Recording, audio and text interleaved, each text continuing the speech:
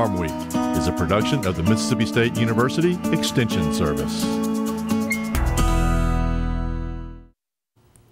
Today it's a feature story edition of Farm Week. Think that Twitter and other social media are just for young people wanting to keep track of each other?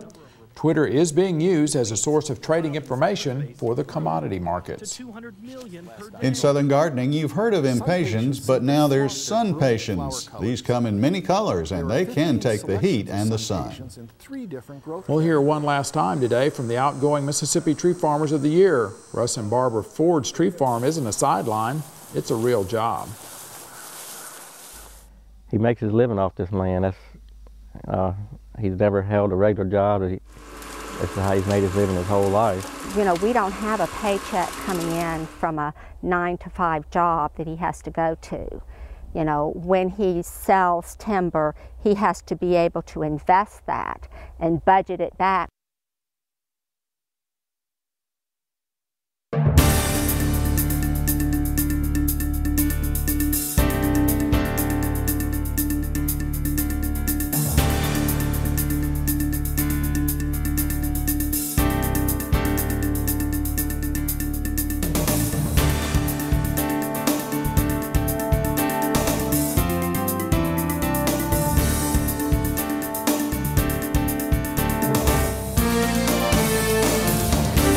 Good day, everyone. I'm Leighton Spann. And I'm Artist Ford. Welcome to Farm Week. Today it's a feature story version of our show.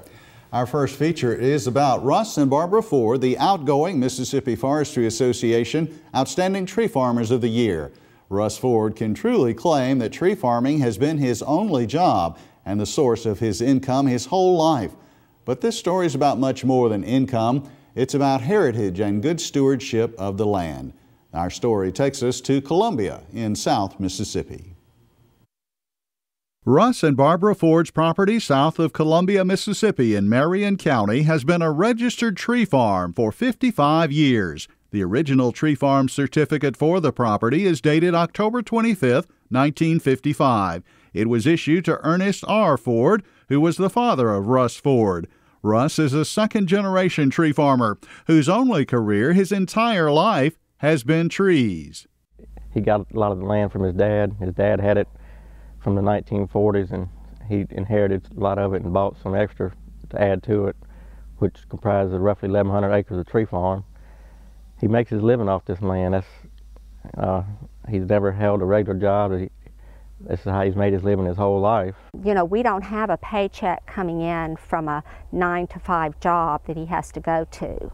You know, when he sells timber, he has to be able to invest that and budget it back, rather than me, I would say, oh yeah, well, we can redo the kitchen, or we can do that. And he'll say, now, wait a minute, no, we can't do that. You know, we've got to put this away. The Fords call their place River Farm. The name comes from the fact the western border of the tree farm in Marion County is formed by the Pearl River. Russ and Barbara Ford live on the property in the house Russ grew up in. Russ always alludes that there's his house is built on a sand hill, which is great for building a home. You know, you don't have to worry about erosion or too much water getting in under your foundation and stuff like that. But at the same time, that same ridge goes through, and there's probably on the trees about 15 years old, there's as much as a 20-foot height difference. When you're off that on that sand ridge, they may be like 40 foot tall, and you get off it and they're up 60 foot tall. And so it's amazing what an impact the soils can have on how well your trees grow. Mickey Webb has been the Ford's forestry consultant for 30 years. It was when Mickey started working with the couple in 1980 that the land was put under a written forest management plan. One component of that plan is making sure the species of tree being planted is compatible with the soil at a particular location on the farm. But that's been a goal of Russ's all over his property. It's been to try and match the species to the soils. Across the road toward the Pearl River, he's got a large hardwood bottom, which unfortunately was badly destroyed by Katrina again. But we came back, planted about 3 different species of acorns, as well as took advantage of the regeneration that came up.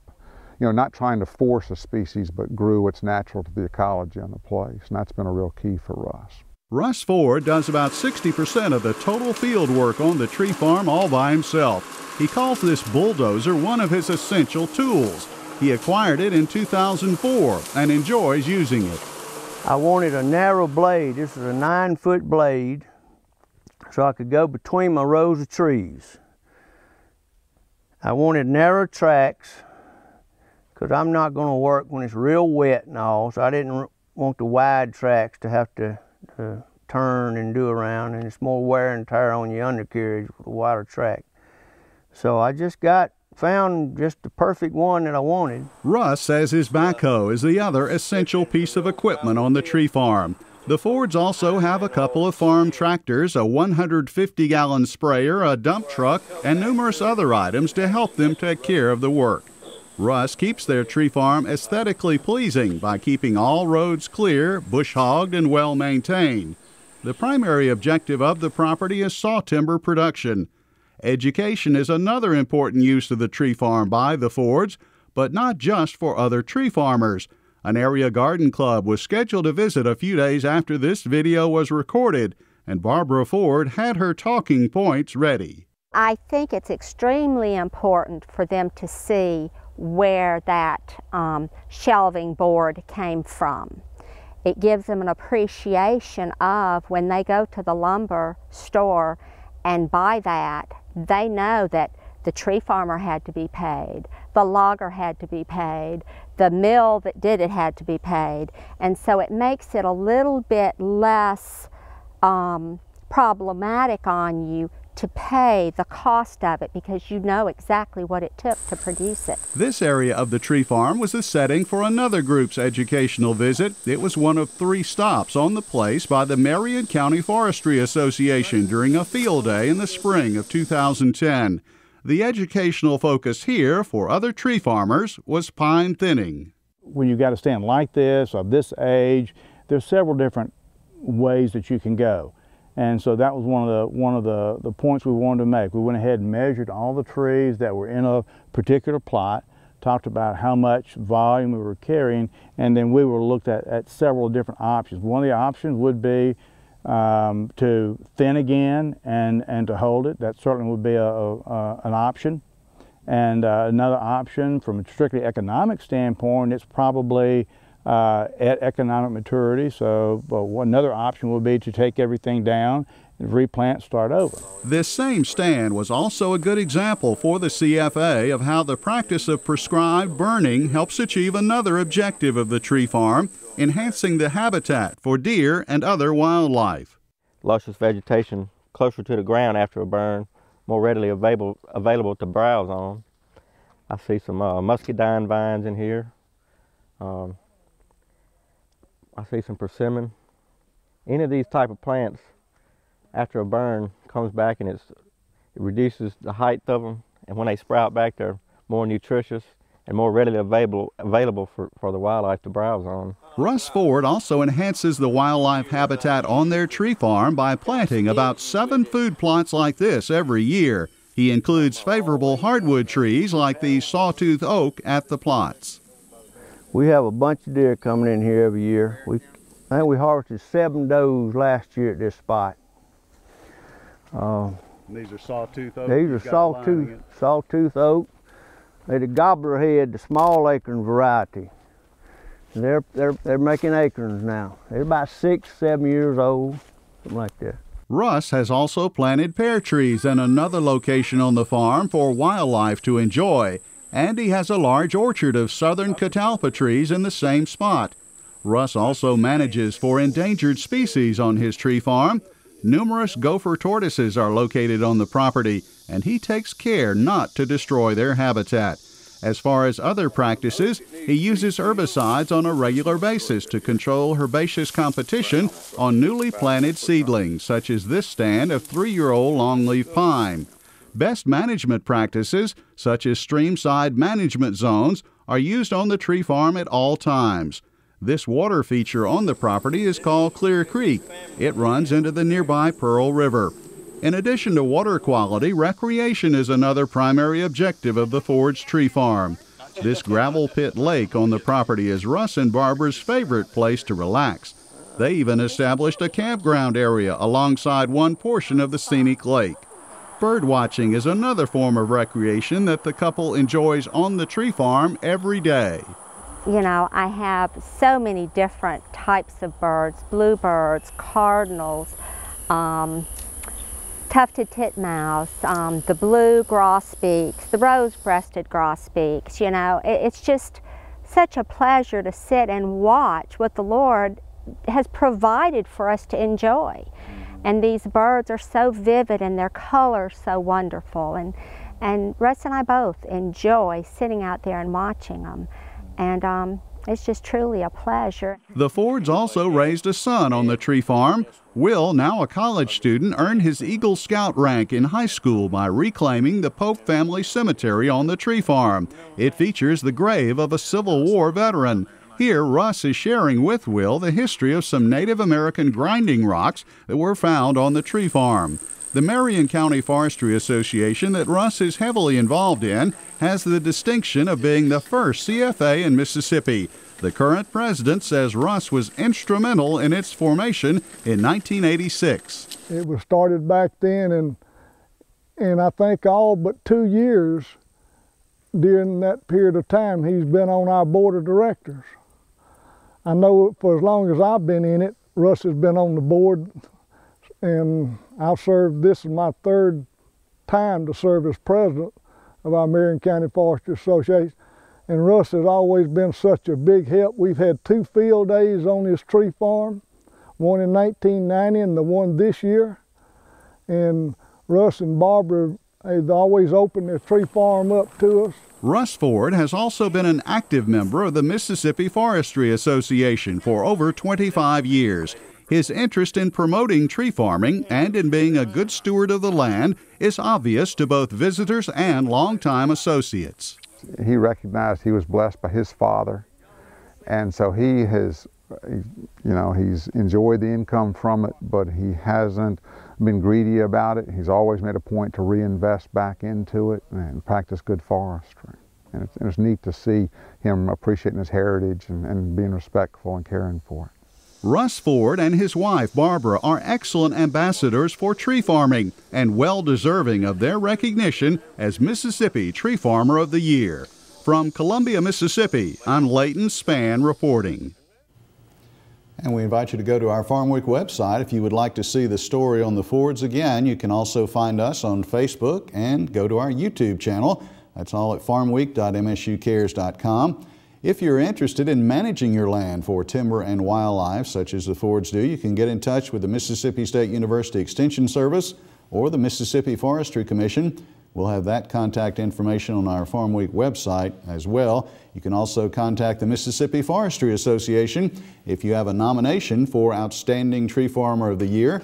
Any of these groups can get you in touch with a local county forestry association where you can learn even more about managing your forest land. Once again, go to our website, farmweek.msucares.com.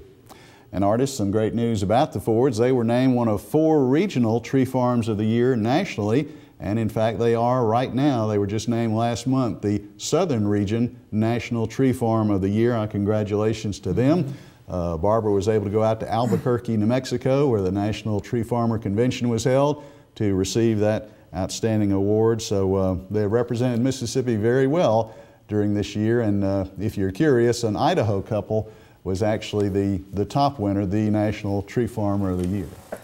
One of the things I think, Leighton, people look at the Tree Farmers of the Year, they say, oh, their place just looks so beautiful, my place could never be like that. Well, theirs has been a work in progress. I mean, this tree farm is now 56 years old this fall. So, you know, you just have to start somewhere, but if you don't do anything, it will grow up in something. More than likely, it'll just be a thicket.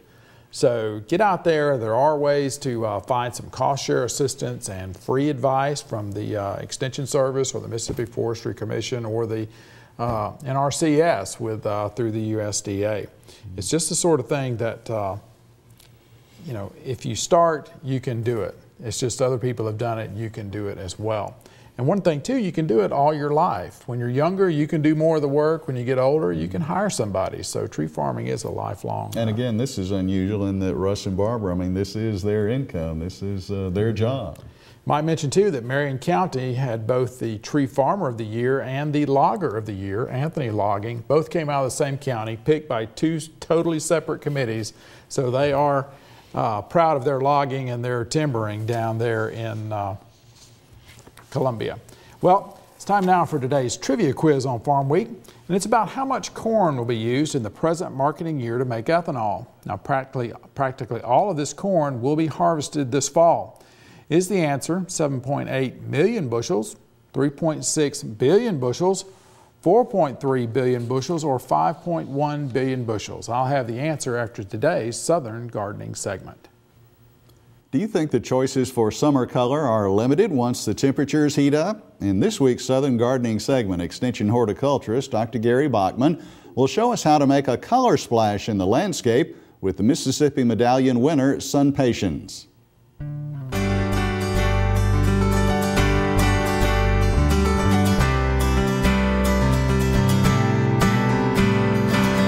When the summer temperatures are sweltering, gardeners still have the option for bright landscape color. Today I'm at Mississippi State University's Truck Crops Experiment Station looking at the 2011 Mississippi Medallion winner Sizzling Summer Sun Patience. Sun Patience are an improvement in New Guinea type impatiens that can be grown in the full sun. They bloom from the time they are planted in late April or May through the fall. In fact, they were 3 feet tall and covered with blooms at the Fall Flower and Garden Fest last October. Sun Patience seem to flaunt their brilliant flower colors. There are 15 selections of Sun Patience in 3 different growth categories: vigorous, compact, and spreading. Vigorous Sun Patience feature colors of variegated coral, lavender, magenta, orange, red, and white. These plants will fill in quickly, even in larger landscape beds. The Compact series has flower colors of blush pink, deep rose, coral, white, lilac, orange, and magenta. They have outstanding tight branching characteristics that guarantee a lot of color. The Spreading series flower colors come in variegated white and variegated salmon. The foliage is a beautiful creamy yellow with bright green edges. It's important to remember Sun Patience will require consistent moisture. Regular watering will keep these plants happy during the hottest temperatures. Sun Patience have the variety to meet most landscape and garden needs during our Mississippi summers. I'm Gary Bachman for Southern Gardening. Gary says Sun Patience are a great choice for beautiful summer color, but be sure to keep them watered. It's time the answer for today's trivia quiz on Farm Week. It's about how much corn will be used to make ethanol in the United States in the marketing year that just started. Well, the answer is 5.1 billion bushels. That number is significant. It's not only a big number, but it will be the first year where the corn used for ethanol will exceed the amount of corn used to make animal feed.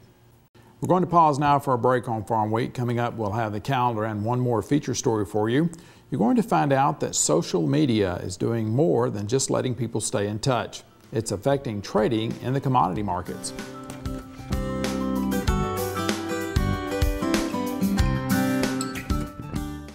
Each year, many Mississippians are seriously injured or killed in farm tractor accidents. Transporting and lifting objects with a front loader requires extreme caution. Unsecured objects can roll or slide down the loader arms and injure the driver.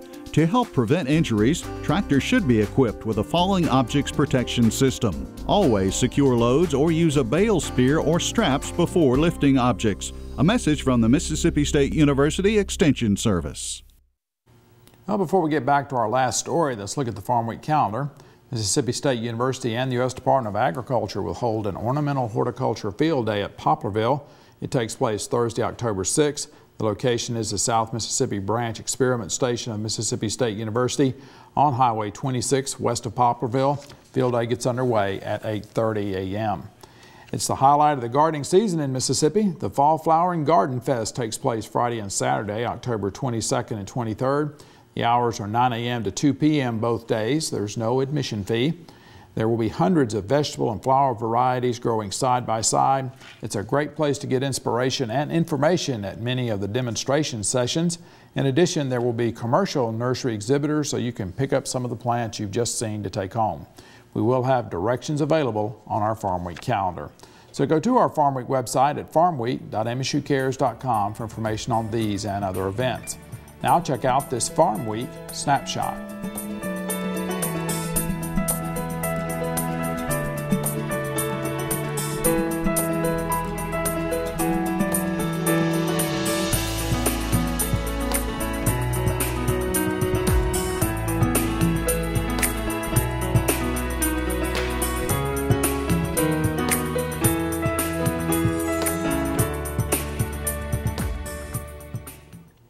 Our last feature story today is about a subject that some consider scary.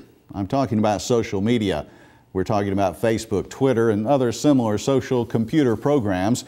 Twitter is the one where short messages can be sent to a small or large number of so-called followers at the same time. The messages, though, can exceed 140 characters in length. Now, that may seem insignificant, but Twitter messages from the right people are starting to have an effect on the commodity markets. Yes, commodity market traders are trading on the basis of Twitter messages sent by crop scouts and agricultural media outlets. Market to Market's Paul Yeager reports. I actually just went to get a glass of water, and wheat had went from up 6 to up 26 in one trade. Tom Grisafi is no stranger to futures markets. A former floor trader, he currently serves as the president and CEO of the Indiana Grain Company. Despite his membership in multiple exchanges in New York and Chicago, you won't often find him trading on LaSalle Street. Hey, there it goes, there it goes, there it goes. Instead, Grisafi hunkers down at home in a basement bunker of sorts, furnished with a dizzying array of TV screens and computer monitors. This week, though, a speaking engagement in Iowa required his RV to serve as the center of his trading universe. The mobile setting is particularly appropriate for Grisafi, who says social media, particularly Twitter, often influences his trading decisions as fundamental crop data moves from the field to the phone. Twitter's taken a real active role with the onset of all the mobile devices, iPads, iPhones, Blackberries, staying connected. Everyone who has a mobile device has become a reporter, how a crop's progressing. Someone could be out in the field talking about a certain field they're in and how the condition of that crop is or where the weather is in the particular area they're at. Despite its trendy moniker, Twitter is quickly becoming a social media phenomenon. Over the past year alone, the number of reports, or tweets, filed in cyberspace grew to 200 million per day. That's up more than 400% from 2010. But getting an accurate reading on the number of people using Twitter is sketchy. Some, known as lurkers, merely read the information and don't interact with others in the Twittersphere. And no one really knows for sure how many people with specific farm and agribusiness interests are using Twitter. But one thing is certain, social media is becoming a significant factor in trading. If corn's up tonight, then there must be only like a crop of 12.5 and zero carryout. If corn continues to go with the outside pressure, I mean, our stock market's literally collapsing in front of you. Grisafi spoke this week to a group of producers under the age of 35 at an event called Next Gen. The initiative brings future leaders together to gather information on topics that will have an impact on their business and to network with peers and industry experts. Next Gen is sponsored by Pioneer Hybrid, a major underwriter of Market to Market. Next Gen class members examined some of Grisafi's marketing strategies and heard about one investment he claims is essential to a healthy bottom line. Has anyone here spent a lot on computers? Multiple monitors, screens. Anyone here spent a lot on a tractor? A couple $100,000? Everyone, right? Combine. So I don't know what to say. I mean, it's just a talking point. For my business, I guess my combines and tractors are these computers. While they represent an emerging trend, some farmers are embracing Twitter. Their postings often include pictures of their crop's progress. Some have a significant number of followers. And Grisafi claims data he gleans from social media reliable. I think so, as long as you are reading a credible source on Twitter. Of course, there's always people who could be not legit or maybe lacking integrity, but you figure that out quickly. During its session on social media, the Next Gen group also heard from Greg Vincent, editor of Farm Journal Media and AgWeb. Vincent says Facebook helps drive traffic to the AgWeb site, and noted that tweets are also telling a story. We're starting to see more people get engaged in social media, probably through a couple of avenues. Number one is for information sharing, but also there's a big advocacy movement right now too of people, farmers and ranchers, promoting agriculture and helping people understand what they do. One way producers embrace social media is through a weekly Twitter conversation called Ag Chat, which brings together a group of more than 10,000 strong. When you talk about a farmer perspective and how they can use social media, it's a way for them to communicate what they do. For Market to Market, I'm Paul Yeager. And if you're interested in watching the story again, go to our Farm Week website, farmweek.msucares.com. You can also find us on Facebook and YouTube. We'll also have links to the Market website where you can see the story as well as read the script. That's farmweek.msucares.com. Leighton, what's a little scary is one time I got to go to Chicago to the Board of Trade, got to eat with a trader, and the trader, we asked him, where do you get your information from? Oh, I don't know, we hear rumors, you know. Well, this kind of scares me too. That's right, but as pervasive as social media has become, you had to know it would happen eventually. It would take this turn. We are at the end of Farm Week for this week. On our next show, the 4-H shooting sports program in Mississippi. Almost 9,000 young people participate each year. Safety is the program's top priority, and no one has been hurt since it began operation. Training is held each year for its 700 adult volunteers. In Southern Gardening, ornamental peppers. These are real peppers, but they're pretty as well. For the rest of the Farm Week crew, I'm Artis Ford. And I'm Leighton Spann. Thanks for watching. We'll be back next week.